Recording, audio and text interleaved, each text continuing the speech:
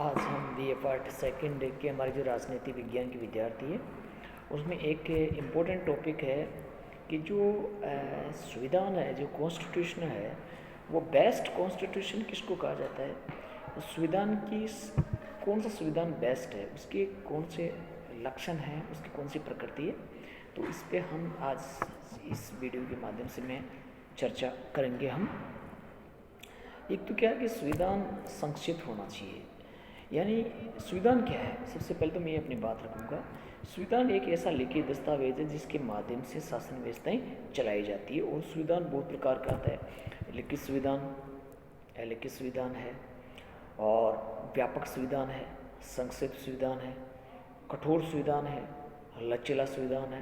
ये बहुत सारे संविधानों के प्रकार है। जैसे भारत के संविधान को दुनिया का सबसे बड़ा संविधान कहा जाता है, और अमेरिका के संविधान को सबसे संक्षिप्त, सबसे छोटा संविधान भी कहा जाता है। ये संविधानों को लेके एक मोटा मोटा एक आकलन है। लेकिन इसमें बेस्ट संविधान क्या है? एक तो क्या है कि संविधान संक्षिप्त हो, सारी डिटेल संविधान के अंदर रोजमर्रा की हर चीज़ लिखने की आवश्यकता नहीं है। एक तो ये। दूसरा है कि व्यापकता। संविधान में शासन के आधारभूत सिद्धांतों तथा नियमों का यथासंभव व्यापकता के साथ वर्णन किया जाना चाहिए। एक इसकी विशेषता ये भी है। तीसरा स्पष्टता और निश्चितता, यानी जो भी चीज़ आप लिखे हो उसकी क्लियरिटीशन होना चाहिए। इसमें कोई डबल मीनिंग है, उसका अर्थ का अनर्थ निकालो। तो ये संविधान की भाषा तथा आधिकारिक रूप से स्पष्ट, निश्चित होनी चाहिए, ताकि जनता संविधान को समझकर उसके अनुसार अपना आचरण कर सके। अगर जनता संविधान की भाषा ही नहीं समझ पाएगी तो उसका आचरण कैसे वो कर पाएगी। ये बहुत इम्पोर्टेंट चीज़ है किसी भी श्रेष्ठ संविधान के लिए। मौलिक अधिकार, नागरिकों के मौलिक अधिकारों का उल्लेख संविधान में स्पष्ट रूप से होना चाहिए, ताकि नागरिकों की स्वतंत्रता और उनके हित सुरक्षित रखे जा सकते। ये क्या स्वतंत्र न्यायपालिका, अगर न्यायपालिका नहीं रहेगी तो संविधान की रक्षा कौन करेगा। ये बड़ा आज के वर्तमान समय के अंदर बहुत सारी ऐसी सरकारें आती है जो मेजोरिटी के आधार पर संविधानों को तोड़ मरोड़ने का मानस रखती है, या उनका एजेंडा होता है, या उनका मैनिफेस्टो होता है। तो उस पर रोक लगाने के लिए, उस पर एक तरह की चौकीदार की भूमिका निभाने के लिए एक स्वतंत्र, एक रूप से इंडिपेंडेंट एक जुडिशरी बहुत आवश्यक है। और भारत की जुडिशरी इस मामले में दुनिया के श्रेष्ठ जुडिशरियों के अंदर आती है।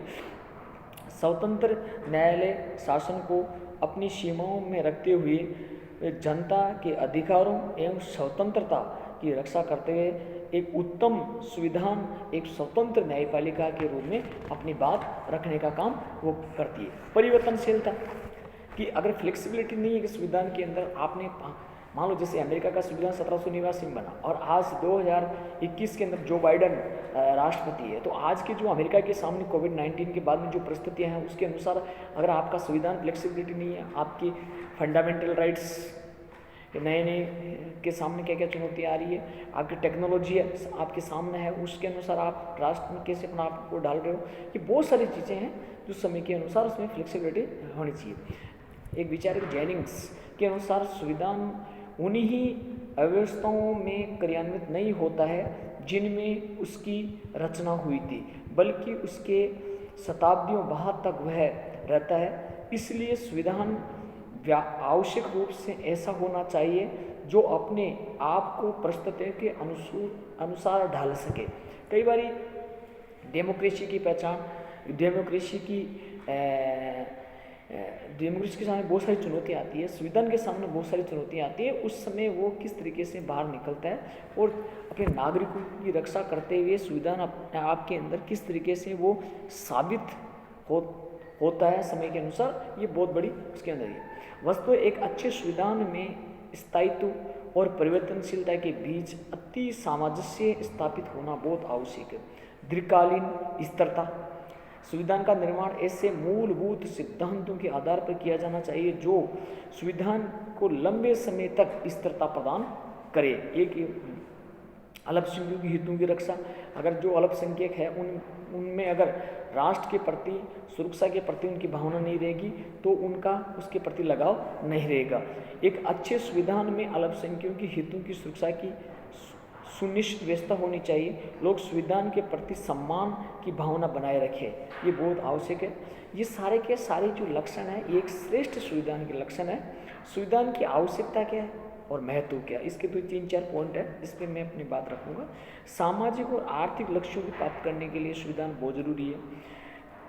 विलय की दिशाएं सुरक्षित रखना, शासन के स्वरूप और संगठन का निश्चय, प्रजा की निश्चित मांगों की पूर्ति करने के लिए, एकीकरण की इच्छा के लिए और मौलिक अधिकारों की स्थापना और सुरक्षा के लिए भी संविधान बहुत जरूरी है। ये सारे के सारे हमारे जो फंडामेंटल राइट्स है, हमारी जो प्रोग्रेस है, हमारी जो नए नए हमारे सामने जो चुनौतियाँ आती हैं, इन सारी चुनौतियों को संविधान किस प्रकार से हैंडल करता और संविधान के निर्माताओं की कोई गलती नहीं है। आने वाली अगर हम संविधान के ऊपर दोष देते हैं तो ये हमारी गलतियां हैं, संविधान निर्माताओं की गलतियां नहीं है। इस आधार पर मैंने एक श्रेष्ठ संविधान की एक परिभाषा आप लोगों के सामने रखी। धन्यवाद।